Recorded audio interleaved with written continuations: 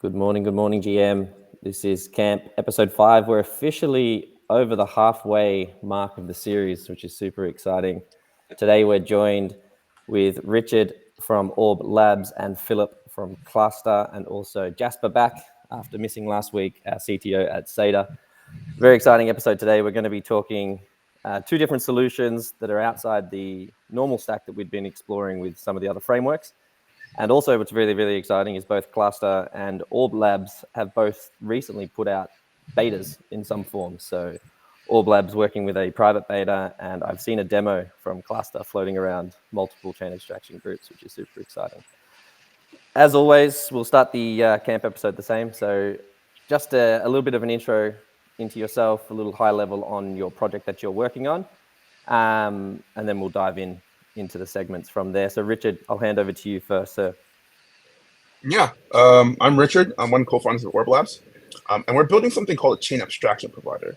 You can think of it as an API that plugs into any wallet and sort of like allows them to go become chain abstracted. The general sort of like dev time required to go from a normal wallet to a chain abstracted wallet is probably less than a day for a single developer. And yeah, we sort of focus primarily on sort of like building tools that provide accounts with wallets with data, partly because we think a core part of the chain abstraction problem is literally a data problem and a coordination problem. And yeah, we're always sort of like happy to talk to other teams in the space who are building various components in space to sort of explore ways we can just make the space better. And for us, it's always been about seeking truth, being very honest about whether it's drawbacks or whether it's things that certain systems do well, and going from there. Just so people can get a bit of an understanding of Orb Labs, we spoke with One Balance and we spoke with Magic Spend that Socket and Zero Dev who are building that. Is it fair to say that what you guys are building at Orb Labs is like a similar style of product, just a different angle to their level within the chain abstraction stack, or would you go deeper than that? So there's similarities and differences. I guess I can start with differences. The first thing is we're not an account system. We don't give you a new account at all. All we do is we take your existing accounts and we coordinate them to give you the sort of like chain abstraction experience. I'd say the place where we are similar to the One Balance and the Magic Spend comes down to both One Balance and Magic Spend are also, in an attempt to sort of create this new account system, have to create a new stack of infrastructure that is going to be responsible for helping them coordinate accounts and also send down resource locks and vice versa. And our system does most of that work, that type of data provisioning and coordination as well. In addition to that, because I think it's generally assumed in the space that you have to become a new account to sort of enable resource locks, which in our case, we are currently also exploring ways to provide resource locks without becoming a new account system. And so you can think of us as we're doing everything except giving you a new account. We're trying to sort of take what you currently have, the existing products you have, and try to present you with the best possible chain abstract experience. And that experience is sort of like optimized the best of our ability based off your account system. So if you're an EOA that can't do anything significant, then we're getting you the best possible experience, which will probably be something along the lines of the speed of the source chain plus the target chain. If you're an AA account and you can become semi-custodial by sort of like adding some sort of resource lock module, you get something on par the same as One Balance or Magic Spend without having to change your accounts. And if you're a semi-custodial account, even if you're an EOA semi-custodial account, then you can still get something very similar to that without sort of making drastic changes to your account. So yeah, so you can think of us as just like this new kind of middleware infrastructure that just helps wallets become chain abstract in a very easy manner. Yeah, it's very impressive. I was looking at your website before we jumped on, and there's actually a few layers to the product. So we'll dive deeper into that. Thanks very much for the intro. Philip, if I can hand over to you from Klaster. Thank you very much. Hi, everyone. I'm Philip, one of the co-founders of Klaster Protocol. First of all, thanks for having me here and all of us, actually. I think this chain abstraction space is very, well, both big and small. Like I discover new projects like every day, but at the same time, when I'm talking to people who are actually being a part of Web3, they're not so much into this chain abstraction thing, especially like the normies, the users. They don't see what's happening behind the scenes, but there's lots of things building as we've like seen with Orb, and also some other projects we are going to introduce here. So I love this format of talking to all of you guys. Why? Because there's someone else that can actually see what's happening behind the scenes on a higher level and understand how this space is developing. I think it's going to develop very, very rapidly in the next 1 to 2 years. So I'm Philip. The Klaster is the protocol that basically we are building for maybe 1 year now. We started building a multi-chain token standards that was way back, like I think it was more than a year ago, definitely. And then we kind of drifted into building a fully generic chain abstraction protocol that came by accident, but we kind of figured out that we are building something pretty cool. We recently launched mainnet, and the easiest way of me explaining what Klaster is that when you look at the state of Web3 today, you have 3 groups of different services or infrastructure. You have like different L1s and L2s, that's like blockchains. Then you have group of different wallet providers or account providers. There's simple EOAs, but there is also more complex smart accounts offering different variety of features. And then there's a third group of services, which are basically cross-chain service providers. This is like a very generic term, but this includes bridges, cross-chain messaging protocols, working in different ways. Some of them are pull-based, some of them are push-based, whatever. So Klaster is basically a glue between these 3 groups, which allows you to organize these 3 groups into a single unified experience. What this means is the developer can use Klaster as an orchestration layer to define actions that combine these different 3 groups of items into an executable action, which they can present to the user and let the user execute these actions without having to understand much of what's happening behind the scenes. So, for example, you could build an application which, on a single button click, takes users' funds from one chain, uses, for example, a cross bridge to move these funds to another chain, and then execute something meaningful with these funds on a new chain. It may be interacting with your dApp as a dApp developer, or doing simply a transfer of funds, or anything really. So that's what the Klaster is on a higher level, and I believe we are gonna also go down into some details, but not to make everything complex in the beginning. Let's stay on this level for now. Yeah, perfect. Absolutely. We're gonna be diving in, and I'm excited that you both touched on orchestration. That is the theme of today's discussion as well. So we'll be ripping that apart. And a third, well, not guest, episode highlight, hero from each episode 1 to 4 and now 5 is Jasper, our CTO. How you doing? We've had your intro 1,000 times, but we'd just love to touch base before we dive deeper into both projects here. Doing great. Yeah, nice one. Nice to have you on board. So that is the theme of today, is orchestration, and I really want to dive into that because it's not something that you hear a lot of when you look at like crypto Twitter and the discussions around chain abstraction. We're seeing a lot of conversations around intents. We're seeing a lot of conversations around solvers, data providers and their role in it. But orchestration is something that just doesn't seem to come up a lot. So maybe a great way to start the frame of this discussion would be, what is orchestration and why does orchestration matter for chain abstraction? And maybe if we can sort of explain orchestration in sort of a traditional blockchain environment versus moving into the chain abstraction environment. Richard, if I could throw it to you. Yeah, I guess I could start from orchestration from a traditional environment and then work my way down.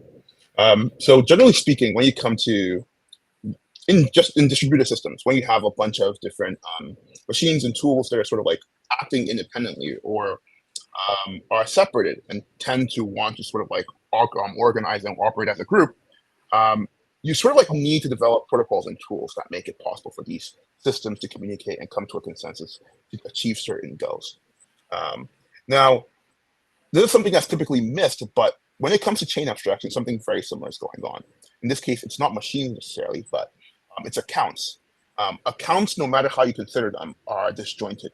When you have an account A on chain A, an account B on chain B, those two accounts, even though they may have the same address, may have the same owner, are two distinct accounts.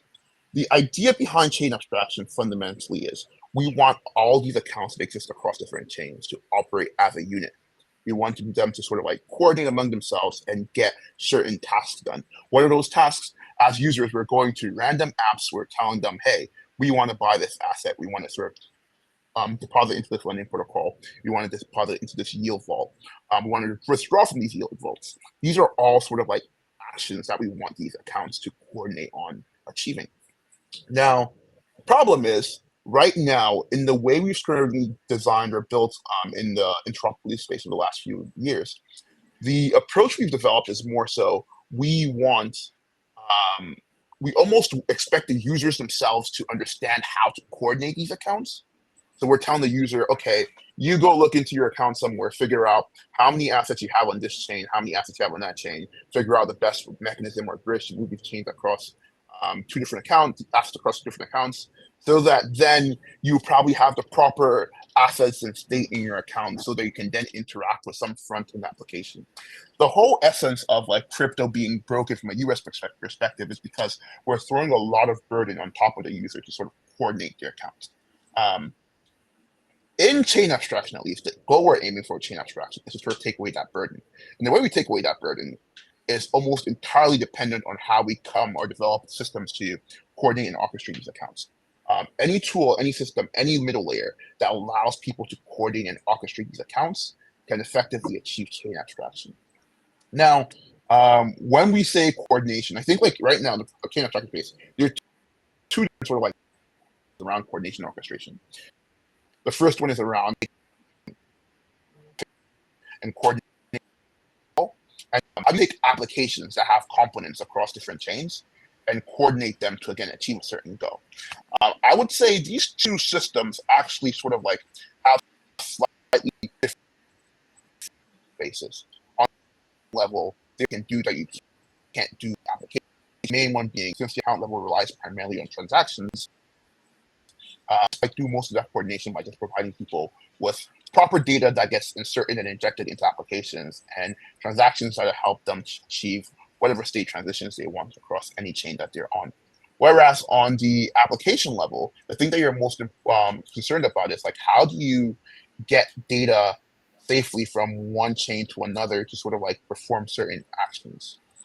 And in our case at Orb Labs, we're focused primarily on the account level orchestration. And I think that's sort of like one that typically gets mixed up together with the wider sort of like full stack chain abstraction approaches, whether it's a new account system, whether it's a sort of like new escrow mechanism, because right now, at least in most chain abstraction discourse, we haven't gotten to the point where the accounts themselves are being segmented or disjointed or disconnected from the layers and tools and data providers that coordinate and orchestrate these accounts. So yeah, that's sort of a quick rundown of like how we think about orchestration and chain abstraction. And yeah, we'll love to sort of like explore the ways. One way I've heard this described in the past is to change sort of like the consensus context from like on-chain consensus to account-based consensus. You almost need to have like some sort of consensus mechanism for each account to some extent, or like a certain global account state. I think that's a pretty good framing. Yep, spot on. I think even I would say, even though I have been critical about resource locks in the past, I think like part of the general idea behind one balance with their resource locks and their whole framework of every account being a roll-up is to sort of like hammer down this idea that while we're getting to a world where accounts are sort of like coordinated and sort of like there's some consensus reached around accounts independent of the chains. So I agree completely with that particular assessment. Yeah, perfect. We are going to dive into sort of some of the views around different frameworks as well a bit later, Richard, because I know you've got some really, really important things to say on that, which is super cool. Philip, I want to hand to you. Why has orchestration been such a restriction now? Because from what I understand, Klaster, you're doing orchestration, as you explained, over sort of multiple different layers within the stack, right?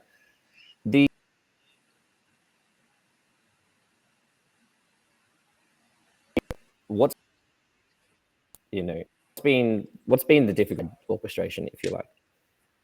Excuse me, you were breaking up a little bit for me. Could you repeat the question? Are you here? I think we lost Matt again.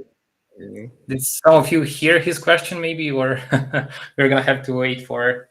I think we got the same. We sort of like that too. Yeah. Yeah, got the same breakup as you did. Maybe until we got it up and running, wanted to just give you a brief way of how I'm thinking of orchestration. Is more of like Ethereum had to be a one single global computer where everyone transacts. So naturally, there is no need for orchestration because you just got one single chain, one single block space, and basically. Sorry, just since we have time for some discussion, isn't that already like an orchestration layer essentially, right? Like Ethereum just like handles all the orchestration for you. I think so, and that happens by default. That there is a protocol that guarantees orchestrated execution of steps, which is very cool, of course. But as you all see, the future evolved in a different way. Now we have very successful L2s popping out.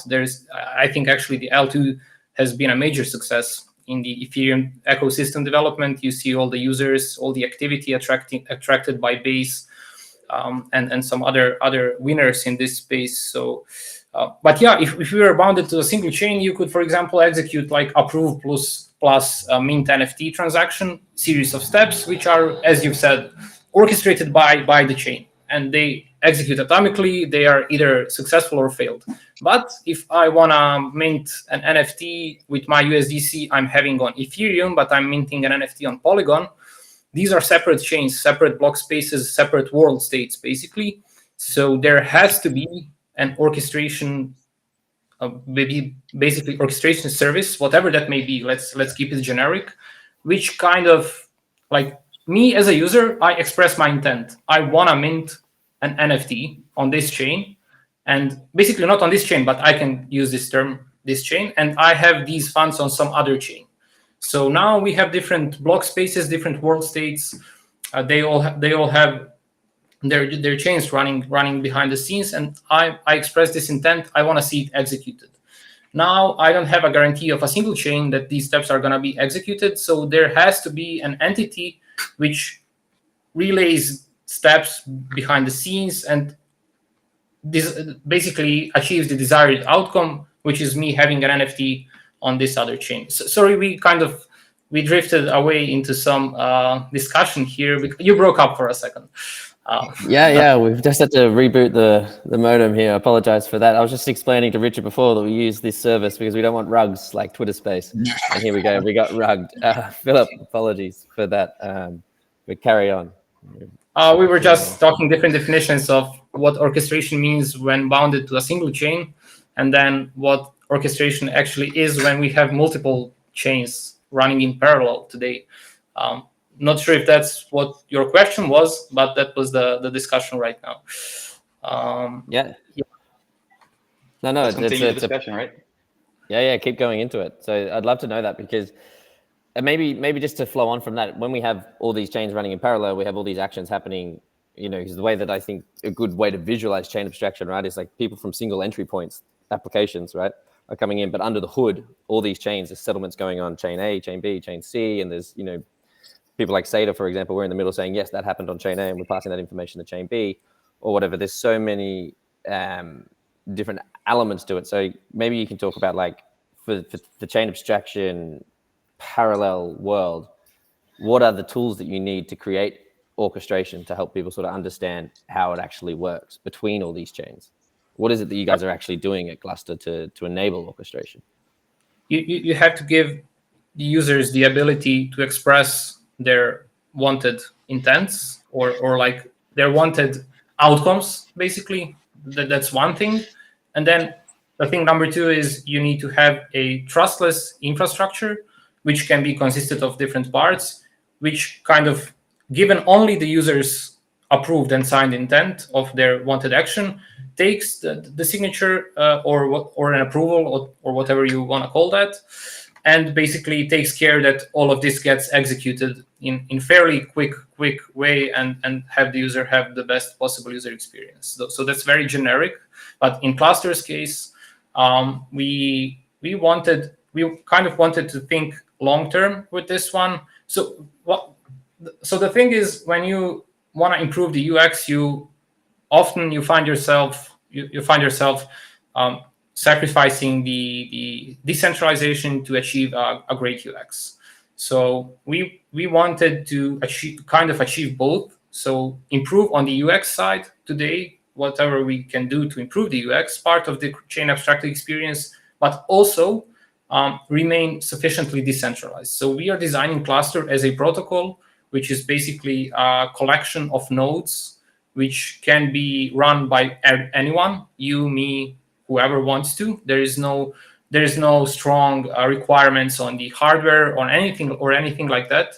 What you have to do is run a node which is connected to all these different blockchain networks which you want to support and provide the service for.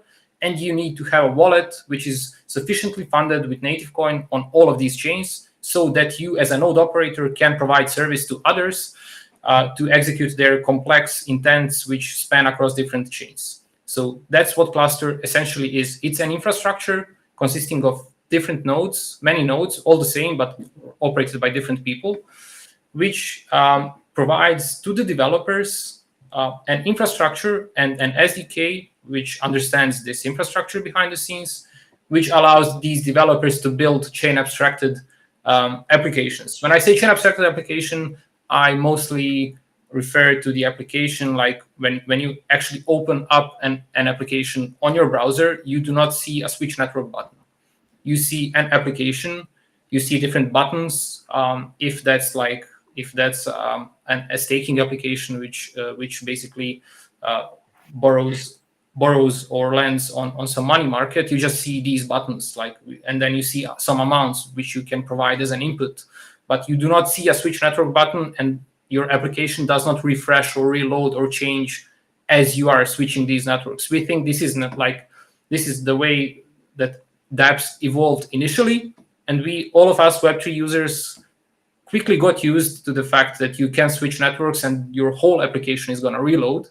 And this is something our brain understands, but we think this is not the way it's supposed to be. It's just the fact that we are very used to this thing, so that's why we accept it. But it's not it doesn't have to be that way. We want to build new ways of how these applications look like and how you interact with them. Sorry, Jasper, go. Sorry. I was going to say, I just have an implementation question here, and that's when a user gets, because they have a wallet, right? Like with Klaster, let's say they have a MetaMask wallet. Is Klaster compatible with MetaMask, or do you need like a custom account system or wallet system? So Klaster assumes you are gonna use some implementation of a smart account. We do not tell you what smart account you have to use, but in the end, you are gonna have to use smart account, be it safe or Biconomy or zero dev, or we just give you options. So you as a developer are supposed to choose different flavors of bridges, smart account providers, chains you want to support, and then you combine these into a unified solution. Okay, got it. And it's up to the developer to sort of like set up this account system for their application that fits their use case, so that they have sort of like a consistent orchestration across all of the chains their application interacts with for the user. Right? Exactly. They're the ones choosing the account provider, so to say. We have all of them exposed through our SDK, so that the developer doesn't have to dive deeper into how this specific account infrastructure works or how these smart accounts are created. We just aggregate all of them because they already exist today on all of the chains. And then you literally initialize the SDK and you load, as for example, a Biconomy smart account. You just pass it a string Biconomy. That's what I want to use. Okay, now you have a Biconomy smart account. Now what's the next thing you want to do? So that's basically how we envision this to happen. Quite cool. And then they can sign messages with any with sort of like any wallet, and it doesn't matter what chain that wallet's connected to, right? Because you forward it to wherever it's necessary through your orchestration layer. Exactly. So these smart accounts, the ones you selected, are lazy deployed. So you still got your EOA if that's your preferred way of interacting with chains, for example, MetaMask. You still have it. You still use it to approve any of the actions you want to see happen on some application. And then we lazy deploy the wallet, which was the account provider, which was selected by the developer in your name on all of these different chains where you interact while interacting with an application. So you do not see this happening as a user. You can, of course, see these details if you want to dive deeper, but that's what's happening behind the scenes. So the cool thing here is that we don't have any trust assumptions built in this process. If some of the steps fail during the execution of your complex cross-chain intent, the funds are simply going to stay at one of your wallets at one of the chains where the execution stopped. So the worst possible case is impaired UX, not a loss of funds. And then to work on an impaired UX issue, we incentivize nodes to always act honestly, to always execute flows in the best possible manner, and they get rewarded for doing so. And in the opposite case, if they provide a very, very bad service and have transactions that are failing and not being executed till the last step for the users, then you can actually slash these nodes. And this is how we are aiming to provide like a very reliable infrastructure, which is sufficiently decentralized also to the developers. When people spin up their nodes on Klaster, you were saying before how they choose the chains that they want to provide. We've been discussing intents and solvers in the last couple of episodes. How does that layer of Klaster differ from solvers? Because it almost sounds like running the node is the solver in the Klaster stack, in the sense that it takes the intent, and if it's able to execute, it has a flow that's enabling the execution of that, it can go ahead. Is there a key difference here, or is that just your solution to a solver network? So it's a bit different than solvers because Klaster nodes basically only cover for gas costs. They execute transactions in your name, and they spend gas to execute your transactions, but they're not bridging liquidity, they're not moving liquidity around, or actually they're not providing their own liquidity to front your actions or do any bridges of that or actions of that sort. So they're just committing your transactions to chain. Basically, it's a network that's between your account and all the other chains, and this network is willing to execute transactions in your name. So you can, for example, create a safe multisig. For example, 4 of us here, we create a safe multisig over the Klaster infra, and we can have EOAs, all of us, MetaMasks, which are completely empty, never executed a single transaction on any chain, have 0 funds, 0 ETH, 0 USDC, fully empty. And we can actually top up our safe wallet with some initial capital, for example, USDC or Ethereum or whatever, and we can start using this wallet across all of these different chains. We can start using safe wallet and interact using safe wallet with different other protocols by only approving transactions with our EOAs. So that's one of the cool things that Klaster infrastructure enables. So you can use this smart account to pay to the Klaster network directly from this smart account to execute your complex cross-chain interactions. Then Klaster nodes, on the other hand, are gonna take these transactions and commit them to different chains. But like solvers are often working with the actual liquidity, bridging funds from one chain to another, and handling these different scenarios. This is not what Klaster nodes are doing, at least at the moment. We are exploring liquidity fronting, resource locks, which are sort of compatible with how our network is built, because we are very reliant on smart accounts, and we do have some of ideas of how to implement resource locks on top of smart accounts, and also have compatibility with how our existing network works. But at the moment, it's just not just like it's bridging happens with different providers, but Klaster network is the one that orchestrates these transactions.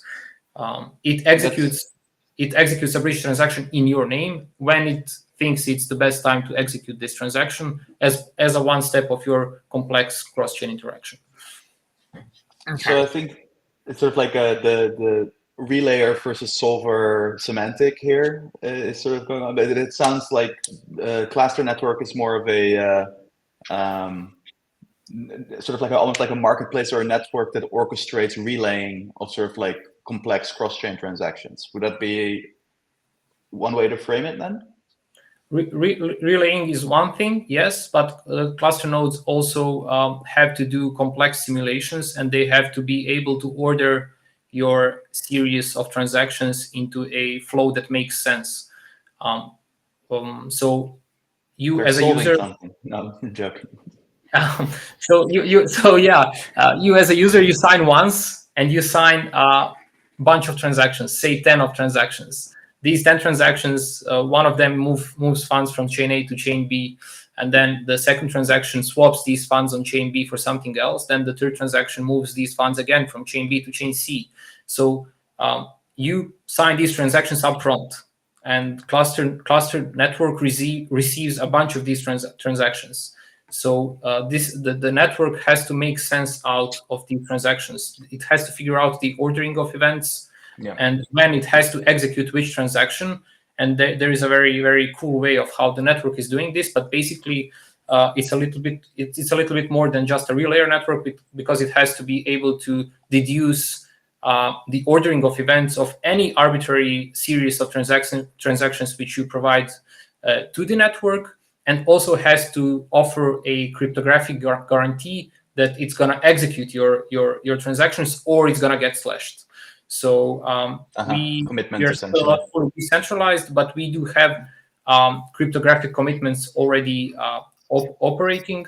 So when you get a quote from the network to execute a series of your steps, you are also going to get this hex data, which is called a cryptographic commitment of the node that commits to you as a user that they are going to execute your transactions. In the next release, when we decentralize the network, you could be using this actual hex data to go on chain and slash me as a node if I haven't executed your wanted transactions up until given timestamp, which you again as a user define. So it's a little bit more than just a relayer network, to be honest. Cool. It's the next iteration of relay networks. Yeah, you've both mentioned resource. You wouldn't say that. Yeah. You both mentioned resource locks during the conversation, which is something that that SEDA is very, very useful for. But I want to understand, Richard, you wrote Orbs put out a great blog that was a really good conversation starter. The topic, the hook of the blog was why everyone's wrong about chain abstraction, which was a great hook because it just put a fuel in the fire of conversation, which I think is incredible. That's why we're having this podcast today. I want to understand how Orb Labs is creating that communication between all the chains in your version of resource locks, and how you see your system different from sort of systems where Klaster would be involved in, or other frameworks such as that SEDA is involved in, for example.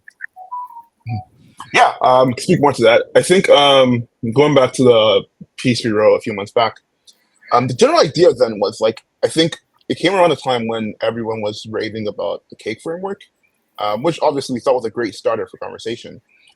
The only issue we found with the Cake framework, however, was all the pieces that they mentioned in the Cake framework already existed at that moment. And we still hadn't seen a fully functional system for chain abstraction that leveraged these pieces. And so we're calling to question this idea that, hey, these pieces are all you need to enable chain abstraction.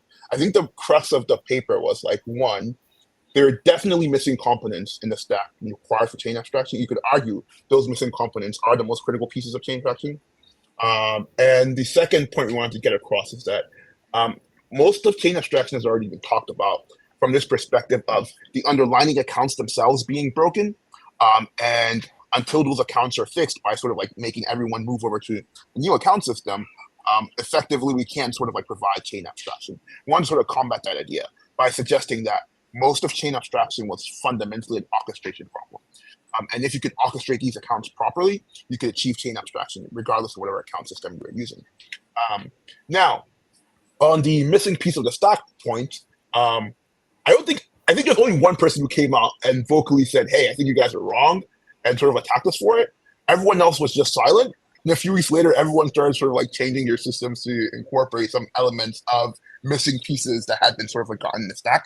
I think the biggest one was probably like one balance. They went from being like, "Hey, only cake," to having the credible stack that now had a data provider and had a credible commitment machine in there. That was supposed to help with the job of sort of like, again, providing proper data for the accounts, and then the credible commitment machine to help orchestrate these accounts. But we're happy that the general idea stuck around, which is like, hey, we need sort of like more confidence in the stack to actually enable the orchestration and the data provisioning side of chain abstraction. Now, when it comes to the question of how we currently see these different orchestration pieces functioning in a real physical sense, not necessarily from like a theoretical, hey, research your paper side of things. So for us, if you look at the stack we proposed a few on our website, you actually see a layer of our stacks. The main thing we sort of like think of when it comes to chain abstractions, we think on the lowest level, you're obviously dealing with the chains themselves.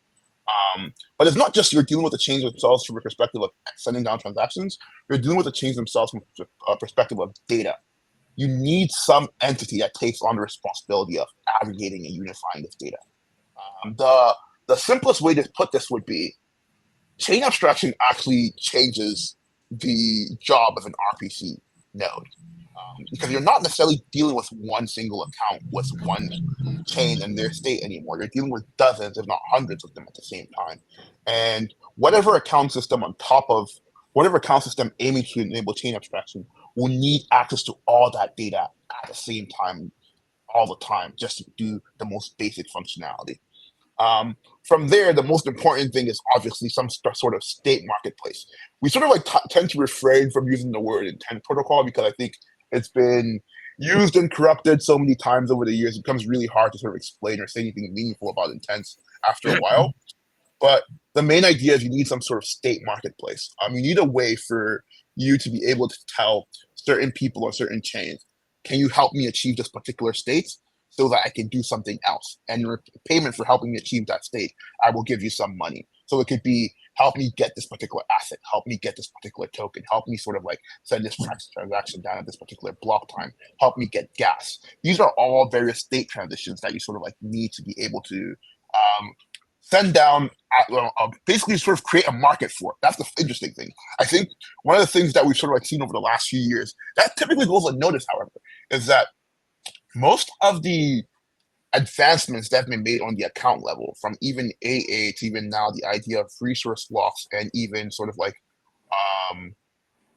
accounts that have bridges embedded within them, we're actually in the process of slowly trying to merge accounts with intent protocols into this one singular entity. So if you think about gas abstraction with paymasters through AA, effectively we're sort of like incorporating a gas marketplace and transaction relay marketplace into an account system, a programmable account system, so that we can enable gas abstraction.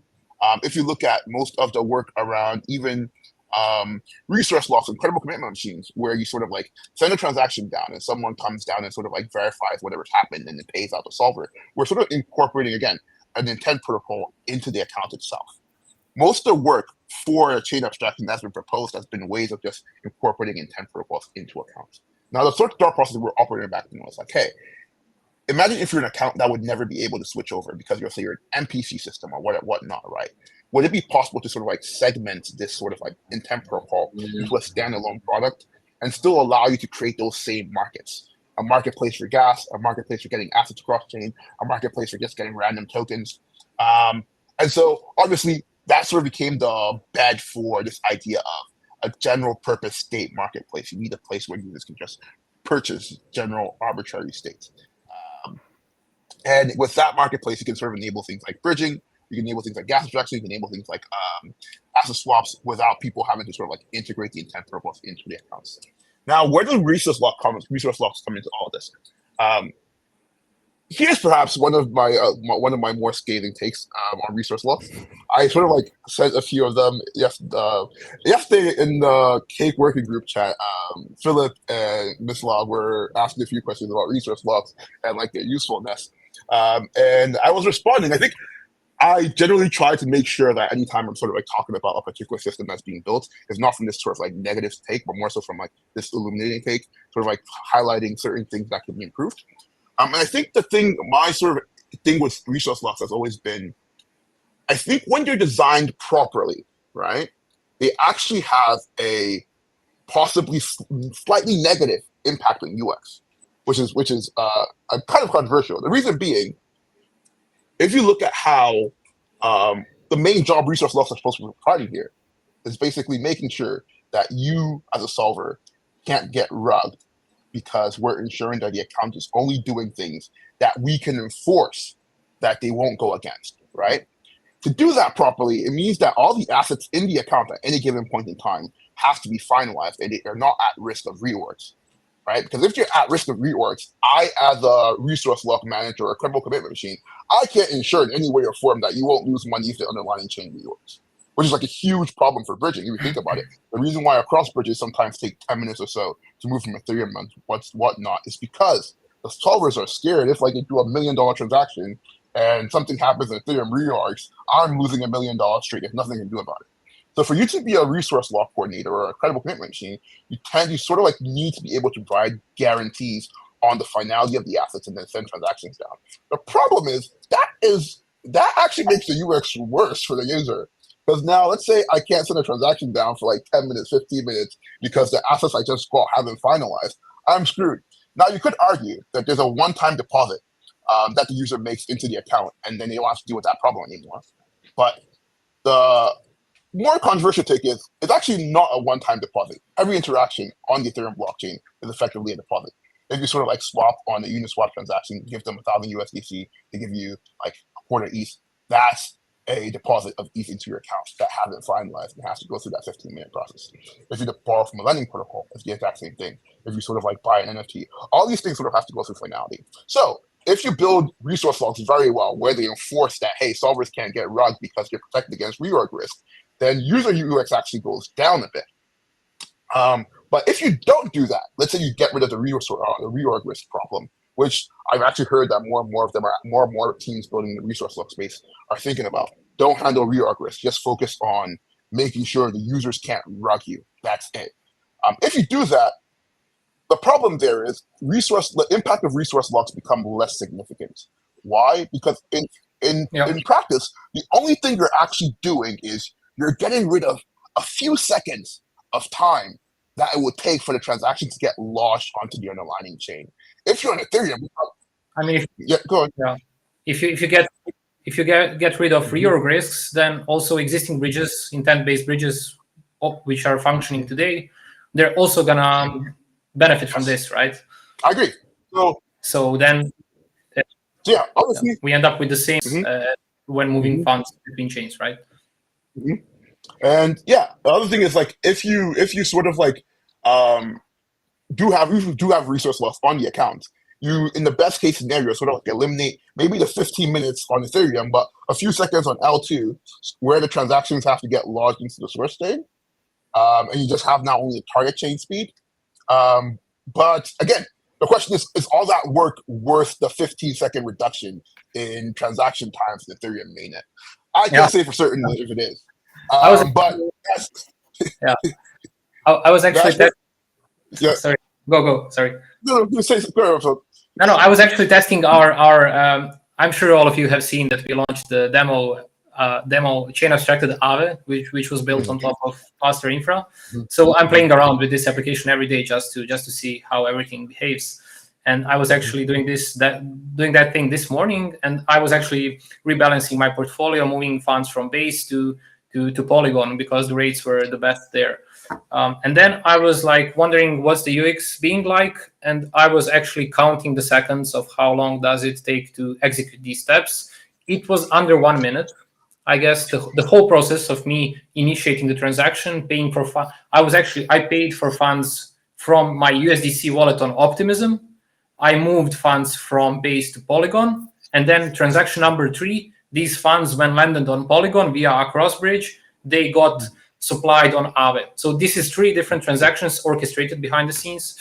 And all of this took place in less than 60 seconds, so under 1 minute.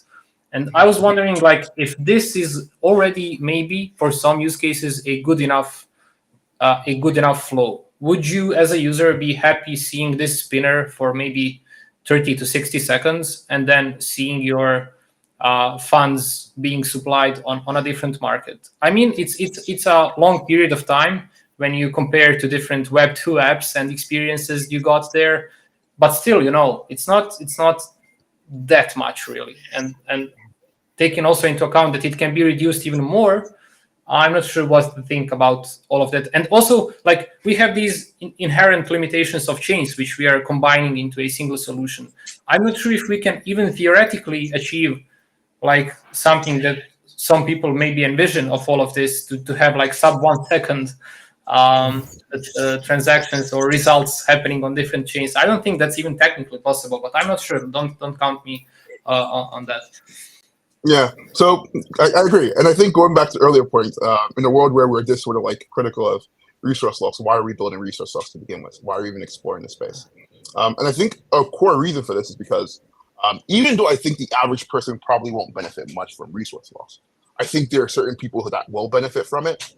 So like I think if you're a whale who's moving a few $1 million across chains, you're trying to basically have a very fast transaction happen across some whatever market. You can't get past this idea of sort of like a resource lock being beneficial, because for you right now, your experience, generally speaking, would probably take 5 to 10 minutes if you're just bridging through, let's say, the fastest bridge in the market right now, which is like across. Partly because the solvers can't take and underwrite that risk, right? So I do think there's certain people who benefit from resource loss. I think the sort of like suggestion that chain abstraction is only being kept at bay because we haven't developed good mechanisms for resource loss is not necessarily true. Yeah. The difference between people having a chain abstraction experience right now and having one with resource loss is just a tiny few seconds for most of your everyday people. No, I agree with you. And I also think we need to see more consumer apps being built. Why? Because like all of us and you guys and ourselves also, we are building a stack for a future that we envision that's gonna be happening. But like that doesn't have to be 100% correct. Our assumptions like can be also wrong in the first place. So what we need to see is how consumer apps are being built, like especially in gamify, in socialify, in all of these different sectors. And then we are gonna get some feedback on how our infrastructure can really improve these use cases and consumer apps. Right now, we just build and we think it's the best and it covers a lot of cases. But maybe we can do even better if we see these cases being built around. That's super important. And I think, go, Richard.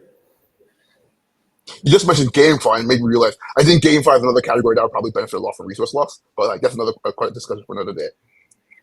Yeah, I was. Go ahead. Philip, go. No, I was thinking. I just wanted to pick up. Oh, sorry, we're in a delay. I was thinking of how to delays just that much that we kind of like bounce with each other. But yeah, I was thinking of how to especially onboard users to L3, for example. That maybe might be a beneficial case for chain abstraction, at least for one-time actions. Like you are a Web3 user and you want to interact with this L3 or that specific chain. You have to have a nice way of doing so, which does not include visiting different apps, bridges, swaps, just to acquire some random token or bridge it somewhere else just to be able to sign up and start using I mean, that sounds ridiculous to me. It's what we got today, but it can get improved a lot, I guess, also with everything we are building here today. Yeah, 100%. I also think we're gonna have to wrap up soon here, coming to the end of the hour. But that's such an interesting point that you're talking about with the resource locks. But I also think that with solvers, maybe there's certain applications that will onboard more people. They might be more into like in the GameFi or SocialFi things, or some kind of like apps built on different IP, NBA Top Shot kind of things, or composable apps built on top of that. That solvers might be more inclined to take on some form of reorg risk because the transactions are microtransactions. They're very, very low value. But then we were speaking with Everclear last week, and we all come to the sort of this consensus that big transactions, these $1 million transactions, solvers don't want to take on that reorg risk, but also the user who's making that doesn't want to give away their control over that transaction, where traditional experiences are much more attractive in that sense, right? Because you want to manage that every step of the way. But then there's something that's like a game or a social fi, you're not so worried about it. It's not so much financially driven as well, a lot of the times as well. So maybe there's a way that so certain solvers can be built where they can set their own level of risk that they're willing to take, and then build around that concept. And then with heavier financial transactions, less risk wants to come on. I don't know, something to explore. Incredible discussion though. Yeah, Jeremy, Richard, go. I agree. I think that's sort of like the very in line with the way I sort of think about the space as well. I think generally speaking, I think optionality is the best thing users have in crypto. So you want to preserve that as much as possible. I do think, even though the big $1 million transactions are typically used as some sort of like giant problem that needs to be optimized for, they are very few in nature, partly because the people who are making them are generally also scared about the underlying infrastructure that's sort of like making these transactions happen. So they tend to sort of like probably go to the most trusted sources with this, which right now in crypto will probably end up being some form of centralized exchange. It's just the way it is right now. But I do think there are people who may benefit from resource locks even outside of the general move large sums of money from chain to chain category, which in this case, as you pointed out, I think like things like GameFi are perfect sort of like examples of this. Yeah. Do you have a solution for non-resource locks if we go a different avenue? Is there something that you're saying was going to work better here? Yeah, I think the solution is not so much a non-resource lock. I think you can sort of like issue resource locks without the risks that come with the current implementations for resource locks. That's the bigger point. And actually, now that I think about it, I might as well put another piece out there. It's been a couple of months. It's a good time to sort of write something else again. Find another, hopefully, engaging title to get people to read it. But the general idea here is I do think the general idea behind resource locks, which is how do we sort of like make sure we can get transactions happening across chains at a very fast speed because we're not concerned about the source chain, is great. Yeah. I think the bigger problem is, I think the idea is really sort of like preventing double spends and nonce locking, right? Yeah. Like that's all you need, right? It's just like making sure that you have sort of like this entropy that is like sort of like underwritten by some sort of thing, whether it's a credible machine or whether it's a network. You need sort of like some consensus on global account state, right? Like that's what resource locks provide. And I think that, there's multiple ways to get there. I think many of the resource locks I've seen out there try to do this in different ways. So I think there's three big ones. Yeah, there are three big ones. They're all associated with some project. Obviously, you have one balance, and one balance's at least initial suggestion was we give you a new account controlled by a credible commitment machine that can say yes or no to various transactions, and we can sort of give you resource blocks. I think that's morphing more and more by the day, because obviously no one in crypto really wants a new account, so I think they're trying to find ways to make it work with the general AA framework. But in this case, if they do go that route, it's going to be very much still very well a module of sorts that plugs into an AA system enables resource locks, and you're good to go. And you have the magic spend approach, which is an escrow version of resource locks. Send money into the account, then afterwards you have this paymaster hybrid that makes things happen. And I think there's perhaps another way to sort of like build resource locks without the rough edges for the two other systems that we've described. And I think that's a big decentralized network, no? Yeah, a decentralized network would be helpful in one sense, but the question is, could we even get rid of the risk of there being some third-party entity that sort of like can impact your account? No, but that's the point. The point is to have a third party impact your account, but making sure that that third party is not a centralized person or has at least some sort of like liveness guarantees. Seems to me what's the goal, right? But the goal is to have some third party like non-lock or tell you what the account state is. Yes, but I think a third party right now does more than just a non-lock. It also sort of handles when you're paying solvers and when you're sort of like compensating people for achieving certain goals. And I think there's a spectrum. There's a spectrum of things that people will probably be comfortable with and people won't be comfortable with. And I think that's the spectrum that can be experimented on, not necessarily the fact that, we sort of like won't have resource locks at all. So I do think I also think the spectrum will have the same trade-offs as L1s, right? So you're going to have like centralized, more centralized ones that are super quick for certain transactions, and you're going to have slower ones with like more liveness guarantees or like decentralization, like censorship resistance, tamper-proofness, I guess, for the larger transactions. So I think we're all ending up in the same trade-off space, but hopefully some order of magnitude or two better than we are having today, at least from the speed-wise. And then UX-wise, even if we have the same transaction time as we're experiencing today on all of these L1s, at least the fact that we don't have to switch our fucking network for every new app that we use and bridge tokens over somehow is already going to be a huge gain. It's already an improvement. Yeah. I agree. But the question is that because of the resource lock? Is that because of the chain abstraction orchestration? That's another question.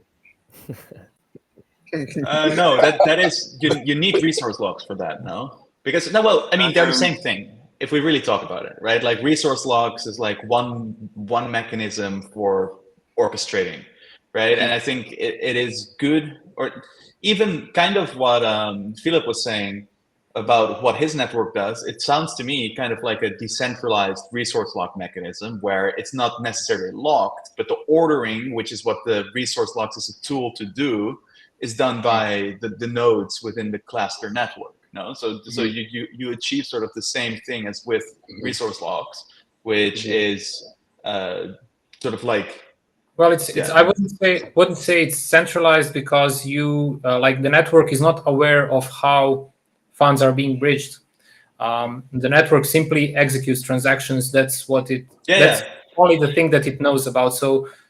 Yeah, I'm not saying it's centralized at all. Yeah. I'm just saying that it's like the resource locks is a tool for ordering transactions cross-chain, and it sounds like your decentralized network is doing the same thing, right? It's sort of like a tool for ordering transactions cross-chain. I would say like the biggest difference is pull versus push-based models. Like Klaster maybe right now being more inclined to the pull-based model, which is what it's doing right now, is like basically going from one transaction to another. It pushes. It's actually a push-based model. The Klaster one. Sorry, I mistaken myself. So it pushes liquidity, then waits until the liquidity is there, then moves to step 2, step 3, and so on. While resource locks assumes it's a pull-based model where I execute something immediately and then I pull funds from the user on some other chain. I guess that's the core difference in our approaches here. If you agree, Richard. I think you're spot on, Philip. And I'd say this conversation has inspired me to put another piece out there. So there will be another one coming out in the next few days on just like resource locks in general. Perhaps the title will be "Some Resource Locks Are Better Than Others." That being said, the general idea is making sure like we come together to sort of like come up with a solution that's optimal. And I love this discussion because I think it's sort of like been a great way to sort of like jump through different options out there. I think. Yeah, in many ways, we're all sort of like aiming for the same thing, which is orchestration. We're just finding different routes to that particular end goal. And that's been great. And I think resource locks are one of those mechanisms. I completely agree with Jasper on that front. I think what we're going to see is, I think the bridging space also went through something very similar in the very first few years, where it was like, in the beginning, everyone was just like, get us a bridge for different chain. And then like the next year became, okay, what are the actual trade-offs between these bridges? And what are the differences in sort of like implementation and the sort of like cost and risk that users are exposed to when it comes to each of these sort of approaches? And I think chain abstraction is still currently in the space of just get us chain abstraction. And the moment that we get to that point, the whole discussion is going to be, okay, what are the actual trade-offs we're making here with each of these approaches? And how can we sort of like change that? And I think it's going to be fun just seeing that transition from like, we're done building, now let's sort of like explore what those trade-offs are. Definitely. It's so important that you bring that up as well, right? Because I think in crypto, when we talk chain abstraction, people expect the end result always as the only and final result, right?